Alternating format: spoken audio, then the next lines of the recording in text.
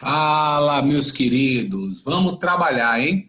O assunto de hoje que nós vamos abordar é hidrografia, estudo, obviamente, da água. Veja só, nada melhor do que a gente introduzir falando um pouquinho da geopolítica da água. Gente, preste muita atenção no que a gente vai falar aqui agora, porque parece bobo, mas faz com que o cara, às vezes, se dê mal numa prova. Quer ver?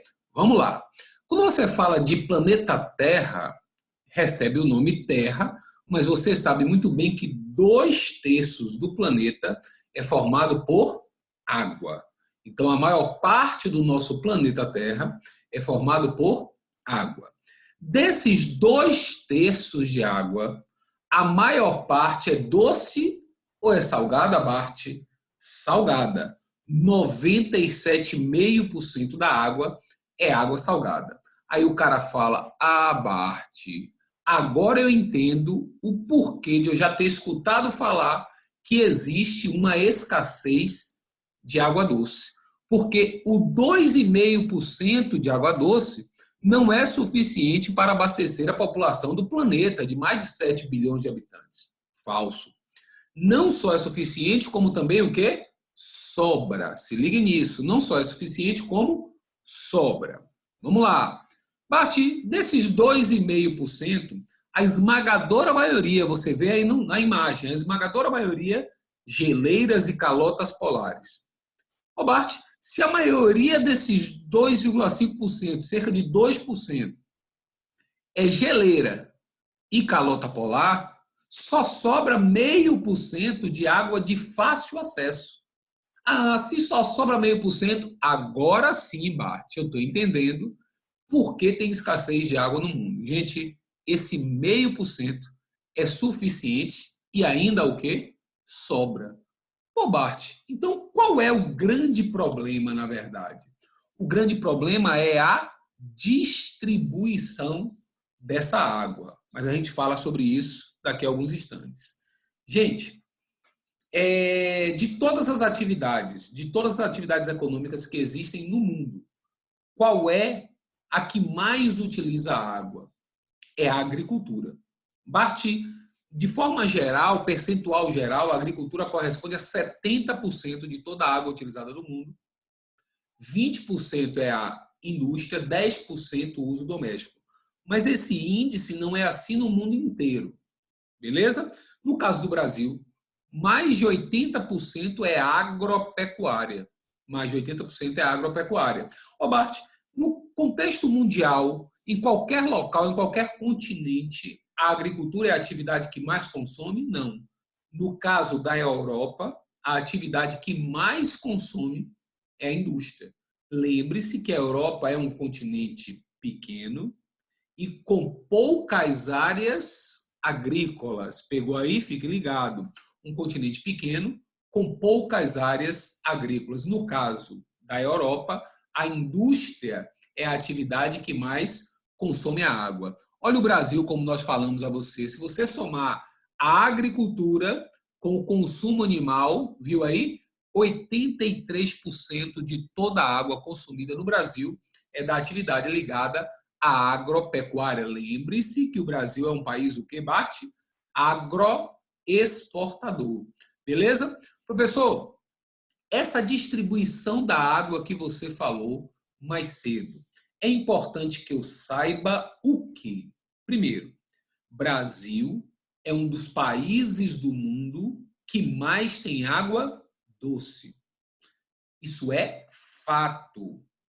Ô Bart, é um dos países ou é o país? É um dos países. O país do mundo que mais tem água doce é o Canadá. Só que qual é o problema, Bart? O Canadá tem mais água doce, mas a maior parte dessa água é de difícil acesso. Ah, Bart, de difícil acesso por quê? Porque a maior parte é o quê? Geleiras. Beleza? Segure aí. Bart, Brasil, portanto, olha essa dica importante, é o país do mundo que tem a maior quantidade de água doce de fácil acesso. O Brasil tem cerca de 12% do total de água doce do mundo.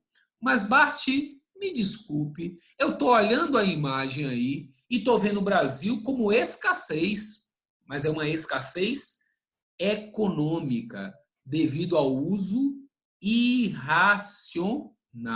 O Brasil é um país que utiliza a água de forma irracional. Existe no Brasil uma péssima distribuição também dessa água. Para você ter uma ideia, a região sudeste do Brasil é disparado a que mais consome. A região sudeste é disparado a que mais consome. Só que o que é que acontece, Bart? Ela é a segunda região que menos tem água. Oxe, e qual é a primeira, Bart? A nossa região Nordeste. E qual é a região brasileira que mais tem água, Bart? Disparado, qual é? A região Norte, mas a gente fala daqui a um tempo. Agora, se você observar as principais áreas de escassez física da água, a água faltando realmente, norte da África, Oriente Médio e sul da Ásia. O que é que acontece? Essas duas áreas, principalmente norte da África e Oriente Médio, pela presença de grandes o quê? Desertos. O sul da Ásia existe muita água, mas a água é absurdamente poluída, como é o caso da Índia. Então gerou uma escassez física também. No Oriente Médio e no norte da África, a gente tem que ter um cuidado muito grande, porque essa escassez física da água leva a guerras, as chamadas guerras, os conflitos hidropolíticos. Se ligue nisso. O continente africano é o continente que tem a maior quantidade de conflitos hidropolíticos do planeta. A região do Oriente Médio tem dois grandes conflitos hidropolíticos, tá certo? Uma na região das colinas de Golã, que é uma área de confronto entre Israel e Síria, e um outro chamado Lençóis da Cisjordânia, uma área de conflito entre israelenses e palestinos. Colinas de Golã, nascente do Rio Jordão. Existe uma briga para dominar essa região. E os lençóis da Cisjordânia, estamos falando de uma região de aquífero. Existe uma briga entre israelenses e palestinos pelo domínio. Mas, Bart, quando você diz uma briga, um conflito hidropolítico, é um bate-papo. Não, existem mortes. Ô, Bart, mas morte por uma coisa tão barata que é a água, pelo amor de Deus. A água não é barata. A água é algo caro. Se você fizer comparações entre água e gasolina, você vai ver que comprar uma água é quase tão caro do que comprar a gasolina.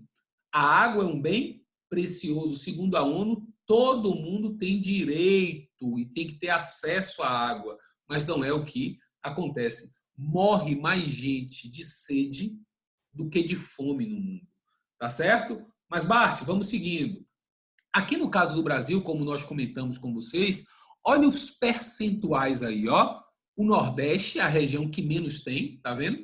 Com 3,3% do percentual. O Norte tem 68,5% de toda a água. Se ligue nesse detalhe importantíssimo. A região Norte é a região do Brasil que tem a maior quantidade de água superficial, que é o Rio Amazonas, é o rio mais volumoso do mundo, tá certo? A região Norte é a que tem a maior quantidade de água subterrânea por conta de duas situações. A região Norte tem o maior rio subterrâneo do mundo, que é o rio Ramsar, e tem o maior aquífero do mundo em volume d'água, que é o Alter do Chão, conhecido como SAGA, Sistema Aquífero Grande Amazônia. Mas, Bart, me veio uma dúvida. Qual é a diferença de um aquífero para um rio subterrâneo? A água do rio subterrâneo corre. A do aquífero é a água o quê? Parada. Beleza? A região sudeste, como nós colocamos, ó, segunda que menos tem água, mas tem uma densidade demográfica, uma quantidade de indústria, uma agropecuária muito forte, então consome absurdamente mais e por isso sofre constantes crises hídricas também. Mas cuidado, a região brasileira que mais sofre com crise hídrica não é o Sudeste. A gente ouve falar na mídia Sudeste, mas a região que mais sofre é o Nordeste. Beleza? E com relação a esses aquíferos que comentamos com vocês, observe. Pô, Bart, eu acho que você se enganou. Você falou que o maior aquífero é o aquífero Alter do Chão, o Saga. Como é que pode? Olha o tamanhozinho dele. Mas ele é absurdamente profundo. Olha a imagem. Está dizendo, é o maior do mundo em volume d'água esse aquífero. E tem uma grande vantagem. Qual é, professor? Ele é totalmente brasileiro. Ele tem uma superfície arenosa. Roberto, se tem uma superfície arenosa, isso é bom ou ruim? É excelente, porque a região norte, vocês viram climatologia, é uma área que chove muito. E se chove muito, Bart, o que é que acontece? Vai infiltrar o solo arenoso, vai facilitar, tá certo, a penetração dessa água. Então, a recarga desse aquífero é constante. E o uso ainda não é muito grande, apesar da expansão da fronteira agrícola na região. O aquífero Guarani, você observa aí no mapa, olha o mapa, ele é muito grande em extensão, mas ele é o segundo do mundo em volume de água. Só que tem um detalhe, ele não é totalmente brasileiro. Ele é do Brasil, da Argentina, do Paraguai e do Uruguai. Só que 2/3 dele está no Brasil. Isso não garante, não tem uma legislação que diga, se o Brasil tem 2/3, o Brasil é o país que mais pode usar. Não é o país que mais pode usar, porque a água é subterrânea, você não tem como controlar. Mas seguramente é o país que mais usa, tá certo? A utilização da água do aquífero Guarani é muito maior do que o Alter do Chão, com um agravante. A região não chove tanto, portanto, está cada vez mais diminuindo a quantidade de água desse aquífero Guarani. A superfície é uma superfície rochosa, tá certo? Mas são rochas porosas, permite a infiltração. E nesse aquífero Guarani não permite a infiltração, mas não tanto quanto a areia, tá certo? Para ficar ligado. E nessa região aí já tem sinais de contaminação por agrotóxico. Esses agrotóxicos, principalmente da lavoura de quê? Qual é a lavoura aí, principalmente ali nessa região, porção central do Brasil, porção sul?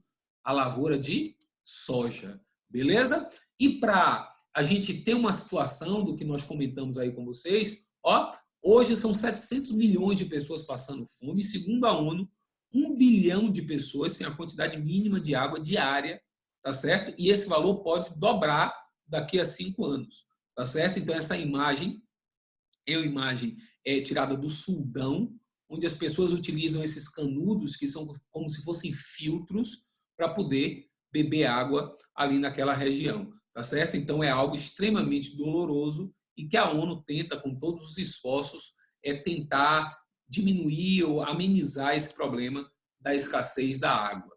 Uma outra situação que é muito importante, que a gente precisa saber, é esse termo, água virtual. Ô Bart, quando você fala água virtual, é o quê?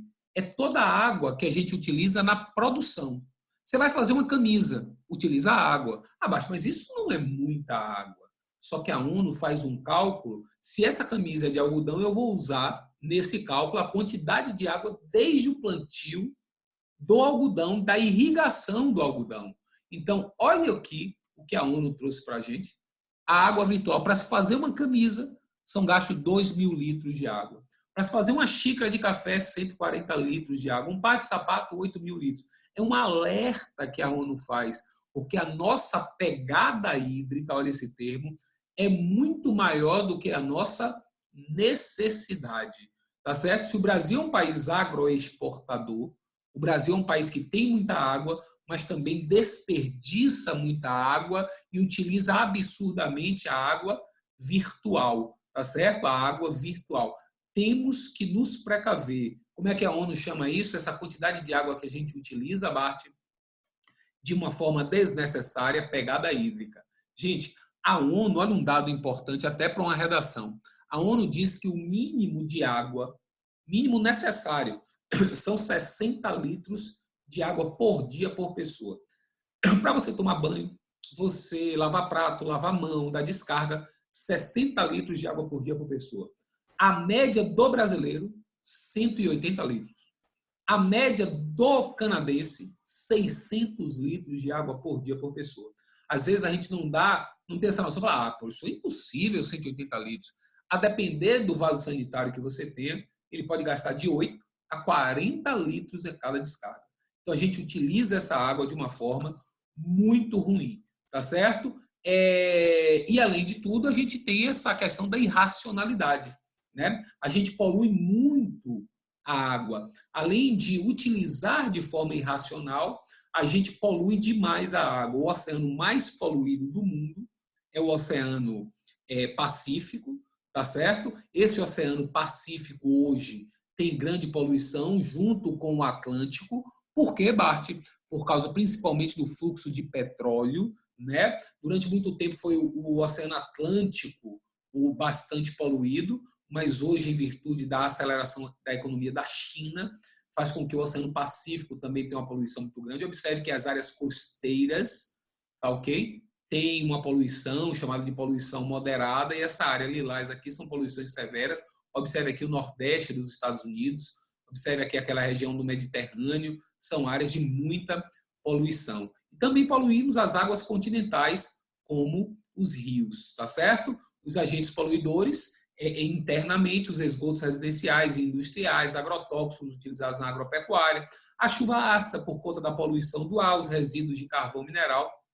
Então, isso é algo muito importante. A gente não pode deixar de falar também da questão da água no Brasil.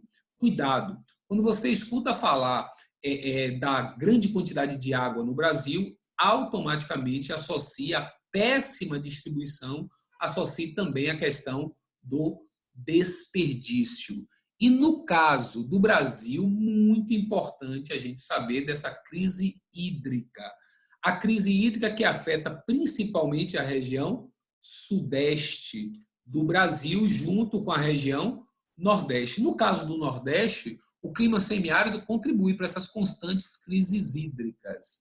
Mas a gente não pode esquecer que toda vez que você ouvir falar em crise hídrica, você vai aliar a uma questão natural, a falta de chuva, a uma questão antrópica.